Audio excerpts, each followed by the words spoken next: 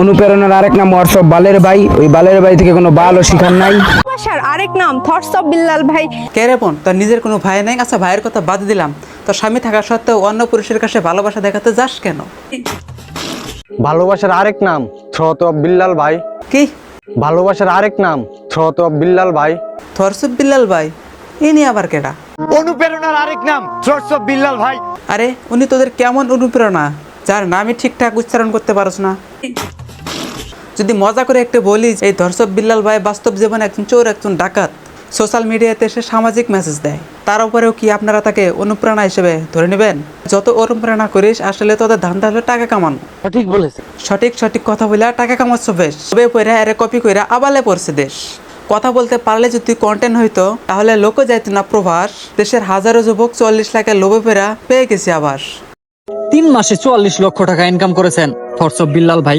এই কথাটা শুনে অনেক মানুষেরই মাথা ঠিক নাই। কেউ আছে ডিরেক্ট বিল্লালের কপি করে টাকা কামানোর ধান্দা, কেউ আবার আছে ওই সমস্ত লোকদের খোঁচা মেরে টাকা কামানোর ধান্দা। ঘুরে ফিরে ওই একটাই বিল্লালের নাম করে মিডিয়া থেকে 44 লক্ষ টাকা ইনকাম করা। ভাবেন যে আমি বিল্লাল ভাইয়ের মতো হইতে ইনার মতো আর হয়ে লাভ নাই।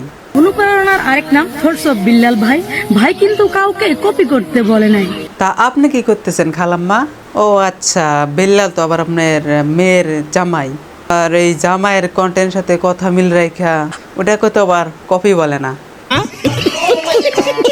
বিল্লাল ভাই তুই কাজটা করিলে কি? তোর জন্য মা তার পোলাকে ছেড়ে দিয়েছে, বউ তার স্বামীকে ছেড়ে দিয়েছে, স্বামী তার স্ত্রীকে ছেড়ে দিয়েছে, ওইদিকে আবার ছাত্ররা পড়াশোনা ছেড়ে দিয়েছে, শ্রমিকরা চাকরি ছেড়ে দিয়েছে। আবার দেখলাম হুজুররাও সবকিছু ছেড়ে টেরে দিয়ে এই বিল্লালের মতো 40 লাখের লোভে পড়েছে। আচ্ছা, বিল্লাল ভাই কি নামাজ রোজার ফতোয়া দেয়? বিল্লাল ভাই কি মাহফিলের ভিতরে যা হাজার হাজার লোকের সামনে হেদায়েতের কথা বলে?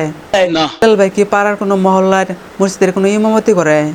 তাহলে ভাই আমার প্রশ্ন হলো, ইনার মতো একটা হুজুরের অনুপ্রেরণা কিভাবে বিল্লাল ভাই হয়? আমি জানি এসবই হচ্ছে টাকা কামানোর ধান্দা।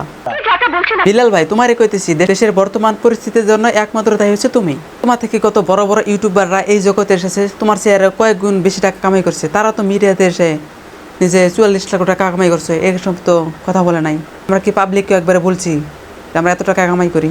এখন অনেকে আমার কমেন্ট বক্সে এসে কুত্তার মতো ঘেউ করবে আর চিল্লাবে আর বলবে এর মাধ্যমে তো আমরা অনুপ্রেরণা পাচ্ছি, তাতে আপনার সমস্যা কি? প্রথম কথা বলবো, অনুপ্রেরণা এখন আমাদের কেমন লাগতেছে? 3 মাসের ইনকাম শুনে তুমিও যদি শুরু করো কন্টেন্ট ক্রিয়েশন, আমি এটাকে অনুপ্রেরণা বলবো না, এটা কেবল লোভনীয় মনোবাস। আসলে ভাই আপনি যতই কথা বলেন, এই রোজ ভিডিও করে দেশের কোনো উন্নতি করে লাভ নাই। বাকি থাকলো আমাদের বিল্লালের কন্টেন্ট।